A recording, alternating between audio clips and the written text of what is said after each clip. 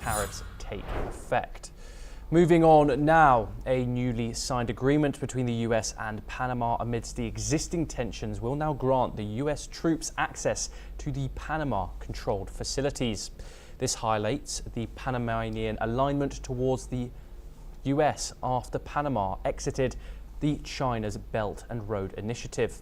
The recent deal allows the US troops to deploy to a string of bases along the Panama Canal under a joint deal, a major concession to President Trump as he seeks to re-establish influence over the vital waterway.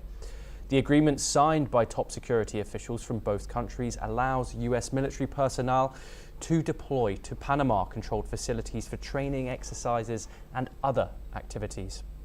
The deal stops short of allowing the United States to build its own permanent bases on the isthmus, a move that would be deeply unpopular with Panamanians and legally fraught. But it gives the United States broad sway to deploy an unspecified number of personnel to bases, some of which Washington built when it occupied the Canal Zone decades ago.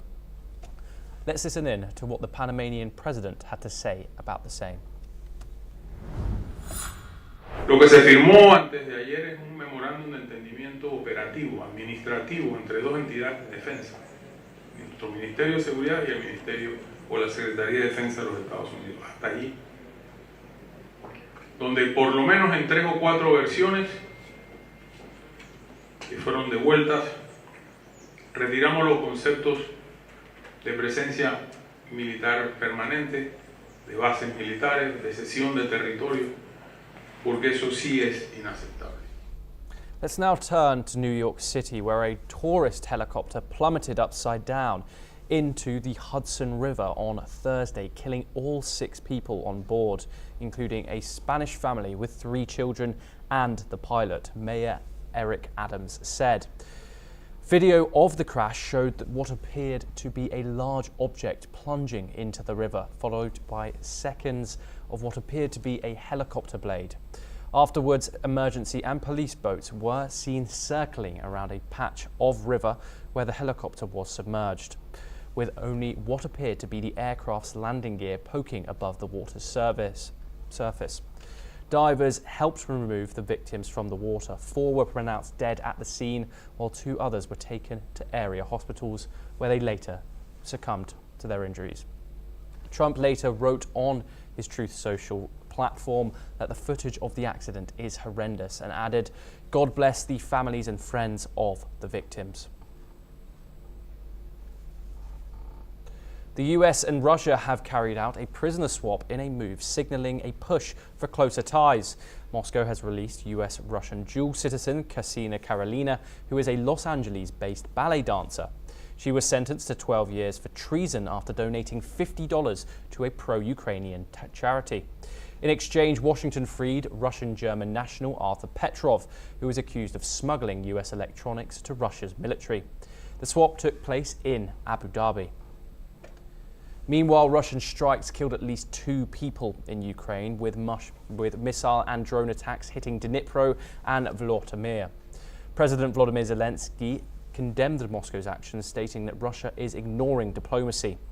Kiev intercepted 85 out of 145 drones launched overnight, while Russia claimed to have captured another village in Ukraine's Sumy region. The governor reported that 1 person was dead. Now the death toll has risen to 2 people. Let's have a closer look. Сьогодні ввечері ворогом завдано удара по житлових багатоквартирних будинках в Житомирському районі. На жаль, 1 людина загинула, 5 людей отримали поранення, в тому числі дитина 2011 року. Знаходжусь на місці події разом з очільником ДСНС та Головного управління Національної поліції. Працює оперативно-слідча група. Наразі буде розгорнуто 2 палатки для надання допомоги громадянам, які постраждали, для забезпечення ночівлі на найближчий час. Разом з тим хочу запевнити, що всі квартири, які постраждали, будуть відновлені. In Brussels, European defence ministers held fresh talks on securing a Ukraine ceasefire. The UK announced a new $585 million military aid package, including drones, anti-tank mines and vehicle repairs. In a surprise visit, Prince Harry travelled to Ukraine's Lviv region, meeting wounded soldiers and civilians at a rehabilitation centre. His visit, which was kept secret until he left the country, underscored the ongoing humanitarian crisis in the war-torn nation. US Secretary of State Marco Rubio confirmed that the United States and Iran will hold direct nuclear talks this Saturday in Oman. The high-stakes discussions led by US Special Envoy Steve Witkoff and a senior Iranian official come amid growing tensions over Iran's nuclear ambitions. The US State Department stated that this meeting with Iran will determine whether Tehran is serious about negotiations, emphasizing that the outcome could shape future diplomatic engagements between the two nations. Meanwhile, Iran has also threatened to expel UN nuclear inspectors, a move that the US warns could be an escalation and miscalculation. State Department spokeswoman Tammy Bruce emphasized that removing. Here's what she said. First of all, these actions, the threat of that kind of action, of course, is inconsistent with Iran's claims of a peaceful nuclear program, right? Also, expelling IAEA inspectors from Iran would be an escalation and a miscalculation on Iran's part.